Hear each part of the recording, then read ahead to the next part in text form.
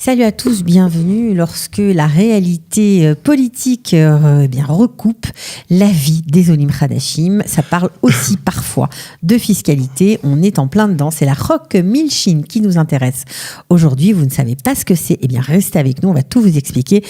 Rassurez-vous, ce n'est pas moi qui vais le faire, mais c'est mon invité du jour, Nathanaël Cohen. Bonjour. Bonjour. Bienvenue. Merci. Alors, vous êtes un fiscaliste réputé. Vous avez fait vos études en Israël. Vous êtes expert comptable depuis des années. Vous avez bossé dans les gros cabinets d'expertise comptable en Israël, le 16e, je crois. Oui. À l'époque, vous avez aussi une école de formation pour justement valider cet examen tellement difficile qui donne accès à ce beau métier d'expert comptable. Mais aujourd'hui, on va profiter de vos lumières pour parler de cette Chok Milchin, cette loi. Alors, ce copain de Bibi milliardaire qui est venu s'installer en Israël grâce à cette loi, vous pouvez nous en dire 2-3 mots? Ouais, bon, elle est surtout surnommée la réforme des 10 ans pour les Français. Chok Milchin, En fait, c'est grâce à lui, entre guillemets. C'est grâce à lui qu'on bénéficie de cette loi de 10 ans. Oui. De 10 ans d'exemption d'impôts. Enfin, c'est grâce à lui. C'est ce que Bibi est soupçonné en fait d'avoir instauré cette loi pour lui, mais lui en a profité. Lui en a profité. Bon, alors si c'est lui ou pas lui, on ne sait pas, mais en tout cas, quand on est Olé Hadash, nouvel immigrant, on peut ne pas payer d'impôts pendant 10 ans. Bon, allez, je vais vous résumer. C'est pas mal, ça. C'est pas mal, mais attendez, il faut faire attention. Quel impôt on ne peut pas payer pendant 10 ans? D'accord. Alors, c'est ça, là, c'est la loi. Même pour les Toshavim Chosrim, comme on dit, les résidents...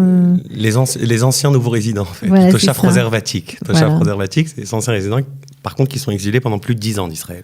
D'accord. Pendant plus de 10 ans. D'accord. Donc, eux, quand ils reviennent, ils ne payent pas d'impôts pendant 10 ans. Oui, d'ailleurs, la loi s'appelle Chok Idud Aliyah Vechazara, l'encourager à la Aliyah et au retour au pays. Alors, on parle de tous les revenus quand on travaille en Israël, quand on travaille en dehors d'Israël ou pas? Non. Le plus important, c'est de voir à partir d'où l'activité a été générée. J'ai résumé la situation, en fait. Ce que je veux dire, c'est que Israël, elle a permis une exonération totale d'impôts, ainsi qu'une exemption de déclaration aussi. C'est très important. Donc, on ne fait pas de déclaration d'impôts. Ni de déclaration pendant 10 ans sur les revenus qui ont été générés en dehors du territoire israélien. D'accord. C'est-à-dire, on a une activité en Israël, on est imposé en Israël.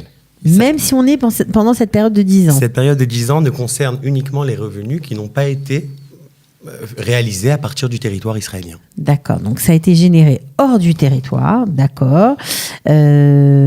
Avant et après la date d'Aliyah? Oui, même après la date d'Aliyah, souvent on pense qu'on ne parle que des revenus qui ont été générés avant.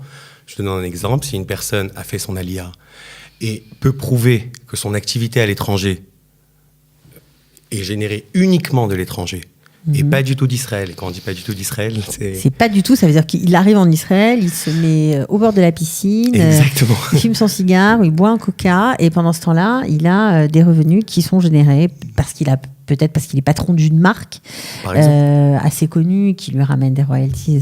Voilà, les royalties, c'est l'exemple parfait, quoi. Voilà, donc ça, il n'y a pas d'impôt. Voilà, il reçoit tous les mois de l'argent sans avoir rien fait pour ça. Alors, à quel moment ça devient problématique? Regardez. On est encore dans le début de cette loi, puisque cette loi elle a été votée en 2008 et s'applique aux personnes venues à partir du 1er janvier 2007. D'accord. Donc 10 ans après 2007-2008, c'est maintenant. On y est. 2017-2018, il faudra le déclarer dans l'année d'après. D'accord.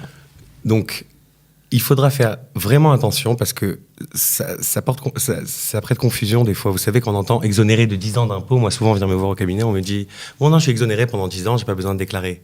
Non, exonéré pendant 10 ans, c'est vraiment si on arrive à prouver à Israël et si on n'a rien à se reprocher vraiment, c'est-à-dire que si demain Israël vient voir mon activité, elle ne voit pas de mail, elle ne voit pas de bureau chez WeWork, elle ne voit pas d'activité, pas de facturation à partir d'Israël. Pas de facturation à partir d'Israël, il faut que ce soit physiquement. Aucun travail à partir d'Israël. Rien. Si par exemple quelqu'un a une société, je sais pas moi, d'informatique à l'étranger, mais qu'il a un petit bureau ou qu'il continue plutôt à facturer à partir d'Israël, envoyer des mails, gérer son équipe d'Israël, ce sera considéré comme des revenus imposables parce qu'il y a une interaction avec Israël.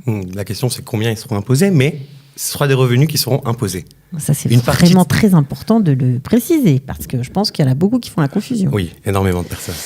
D'accord. Alors, donc, c'est un peu compliqué. Est-ce qu'on peut jouer avec les lignes ou pas ? Allez, vous avez donné tout à l'heure l'exemple des factures. Une personne qui facture à partir d'Israël, Israël peut considérer cette activité comme étant faite à partir du territoire israélien. Mais si une personne... Même si la facture est une facture étrangère ou d'une société étrangère. Ça ne change rien. Mais par contre, si par exemple une personne prend l'avion demain et va à Chypre et émet ses factures, à Chypre, disons qu'on dit que sa seule activité c'est d'émettre les factures, ok ? Il part à Chypre, il va d'ailleurs, moi je connais des personnes qui font ça, se déplacent vraiment. Ok. Ils émettent leurs factures de Chypre. Et comme ça, ils pourront prouver, c'est des éléments qui permettent de justifier que ces revenus... Que l'activité et que les revenus ont été faits à l'étranger. On atteste souvent des cas par des legal opinions, c'est-à-dire une attestation d'un fiscaliste qui va dire, voilà, j'ai bien étudié le cas, cette personne est de bonne foi. Selon ce que je vois, selon tous les éléments qu'on a en notre possession, l'activité n'est pas du tout générée à partir d'Israël. Ok, alors maintenant, donc ça on comprend évidemment que si jamais, finalement, on a cru qu'on n'était pas imposable, mais qu'on a émis des factures à partir d'Israël, qu'on a envoyé des mails, qu'on a géré ses équipes à partir d'Israël, là on sera peut-être imposable, même rétroactivement. Oui, bien sûr. Pendant les 10 ans, Israël pourra... Ça veut dire qu'on va se retrouver en 2019 avec un contrôle des impôts. Et vous allez voir. Et les impôts peuvent nous dire, ah ben si, mais tu n'as pas déclaré pendant 10 ans, mais tu as travaillé à partir d'Israël, donc tu es imposable. Et c'est dur de faire appel aux impôts. 85% ne passent pas des appels aux impôts. C'est-à-dire mieux vaut ne pas rentrer dans cette catégorie, donc se protéger au maximum. Et des fois, ne peut-être pas risquer tout ce qu'on a en ne voulant pas déclarer. C'est-à-dire si jamais le travail se résume à un petit travail administratif. Par exemple. Donc, la personne, moi, c'est ce que je recommande souvent, de monter une petite structure. Allez, le truc du fiscaliste, qu'est-ce qu'on peut faire pour éviter la catastrophe rétroactive ? Des fois, mieux vaut ne pas tout risquer pour des petites bêtises. Comment on fait ? Alors, le plus important déjà, c'est encore une fois, comme je disais tout à l'heure, la bonne foi. C'est-à-dire quoi ? Moi, en tant que nouveau résident, nouvel immigrant, je suis exonéré pendant 10 ans. Mais je sais qu'une partie se fait à partir du territoire israélien. La facturation, l'administratif, une petite activité. Okay. Donc moi, je suggère de monter une petite structure, société au sec Mourché, quelque chose comme Israël. Ça. En Israël. Dire à Israël, voilà, ce que j'ai touché, c'est 10 000 shekels par mois. Disons que j'ai 100 000. Dans ces 100 000, il y a 10 000 qui sont par rapport à mon travail d'activité en Israël. Donc voilà. Donc je suis imposable sur cette activité-là. Donc sur ça, je vous déclare, et sur le reste, je vous déclare pas. Mais vous voyez quand même que je suis droit. De bonne foi. Parce que j'aurais pu ne rien déclarer. Ouais. Des fois, mieux vaut dispatcher l'activité. En plus, vous savez, le Olim Khadashim, il bénéficie de petits avantages comme ça sur les touchim, sur les salaires et tout. Donc ça vaut pas le coup. C'est vraiment. Vaut pas le coup. Autant être intelligent et faire les choses, en séparant les activités, en expliquant, en montrant patte blanche et en étant plus ou moins de bonne foi. Enfin, carrément de bonne foi, on va dire, ce sera mieux. Mais c'est important de se préparer avant, vous savez, parce que lorsque demain on a une convocation et on a quelque chose qui nous atteste, où on a les preuves justificatives comme quoi notre travail, vous savez, moi j'ai des clients, ils font des print screens comme quoi l'idée était en dehors du territoire, qu'ils n'ont rien à faire avec. C'est-à-dire, il faut préparer un dossier pour ne pas... être embêté, au cas où. Au moment où. Alors, non seulement il y a une exonération d'impôts, mais il y a aussi une exonération de déclaration, ça vous l'avez dit tout à l'heure. Alors, ça veut dire quoi, une exonération de déclaration pendant 10 ans ? Vous savez, à l'époque, même avant 2007, il y avait des petites exemptions. Mais ce n'était pas de déclaration. Déclaration, c'est... J'ai pas besoin de dire à Israël, par exemple, des royalties, vous m'avez dit tout à l'heure. Je perçois des royalties. Israël, avant, disait, OK, tu me déclares, mais tu n'es pas... Mais je veux savoir ce qui se passe. Tu es exonéré. Aujourd'hui, on est exonéré de déclaration et d'imposition. C'est vraiment pour pousser la LIA. C'est pour ça que ces milliardaires, d'ailleurs, ont complètement... Merci, Milchine. Regardez, Abramovitch aussi, qui est venu récemment. Ouais. C'est pour convaincre quelqu'un de changer complètement de pays de résidence, c'est que cette loi, apparemment... les intéressés. Elle est attractive, on va dire. Il y en a beaucoup qui ont été... qui ont profité énormément. Voilà. Alors, qu'est-ce qui se passe maintenant au niveau de cette exonération de déclaration qui, il faut bien le dire, n'est pas tellement dans couleur locale. Pourquoi ? Parce que lors d'une précédente émission, on avait parlé d'une loi pour la levée du secret bancaire et la facilitation... Bonjour, je m'embrouille maintenant.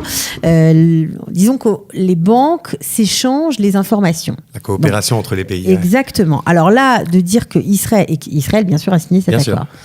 Donc là, de dire qu'on ne déclare rien, c'est un peu en opposition. Et c'est pour ça, d'ailleurs, que le Moshe Asher, c'est le directeur de l'administration fiscale israélienne, se bat déjà quelques années, depuis d'ailleurs qu'il y a cette histoire d'échange d'informations, pour annuler la partie d'exemption de déclaration. C'est-à-dire, il demande à Israël il propose souvent, l'administration fiscale propose sans cesse de nouvelles lois pour, enlever l'exonération de déclaration et de laisser l'exemption d'imposition. Vous voyez ce que je veux dire ? D'accord, c'est-à-dire que les impôts souhaitent annuler tout simplement cette... Oui, mais même s'ils annulent, il ne faut pas avoir peur. Ceux qui sont déjà là, ils n'ont pas de problème. D'accord, donc on est d'accord que cette loi cette exonération de déclaration ne facilite pas la transparence. Non, c'est vraiment pas une exonération de déclaration en ce moment. Ça veut dire bien qu'on est exonéré, des fois les banques demandent d'où provient cet argent. C'est ça, c'est compliqué. Donc c'est-à-dire d'un coup, il y a une séparation entre le système bancaire et le système fiscal. Le fisc te dit OK, mais si les banques te demandent, qu'est-ce que tu veux que je te dise ? Donc vous voyez ce que je veux dire ? Il y a aussi la coopération économique et il y a la fiscalité. Le fisc a toujours tout à toucher, les banques ont toujours tout à perdre. Donc, vous voyez ce que je veux dire ? Tout à fait, on vous suit. Alors ça, c'était pour la généralité. Maintenant, un petit cas particulier qui intéresse ceux qui nous suivent, ils sont nombreux, les retraités. Est-ce que eux aussi sont exemptés comme les autres ? Ils ne déclarent pas leur retraite ? Ils sont exemptés, mais il faut faire attention que la période des 10 ans, elle n'est pas éternelle. C'est-à-dire qu'une fois cette période terminée, ils devront... déclarer leur retraite. Déclarer, et ils ne seront jamais imposés plus que ce qu'ils auraient été imposés en France, bien sûr. Mais ils devront commencer à déclarer. Il faut de la transparence, donc c'est ça. Donc les retraités qui sont habitués pendant 10 ans à ne jamais avoir eu affaire à l'administration fiscale israélienne, ils se demandent, mais qu'est-ce que c'est que ça ? Ils peuvent oublier aussi, tout simplement. C'est vrai. Jusqu'à qu'ils vont recevoir bientôt des lettres des impôts. Ils vont s'affoler. Oui, moi, on me sollicite souvent, justement, les retraités récemment. Ils veulent se préparer pour la fin de l'année. Qu'est-ce que je dois faire ? Qu'est-ce que je dois dire ? D'accord, ok. Alors, qu'est-ce qu'on peut rajouter, n'est-ce pas, sur cette loi qui fait tant parler ? Que cette loi, elle n'est pas du tout aussi attrayante qu'elle en a l'air. Qu'elle en a l'air, pas du tout. Que moi, je recommande, comme je vous dis tout à l'heure, de vraiment commencer à se mettre en garde, préconiser, de vraiment prouver, parce que vous savez, des fois, dans 3 ans, prouver que l'activité, elle était en dehors d'Israël, c'est beaucoup plus dur qu'aujourd'hui. Donc, pour les personnes qui bénéficient de cet avantage de 10 ans, qu'ils préparent la fin des 10 ans, parce que les impôts commencent de plus en plus à se réveiller, à interpeller. Et dites-vous aussi qu'on ne sait pas ce qui va se passer, c'est la première fois.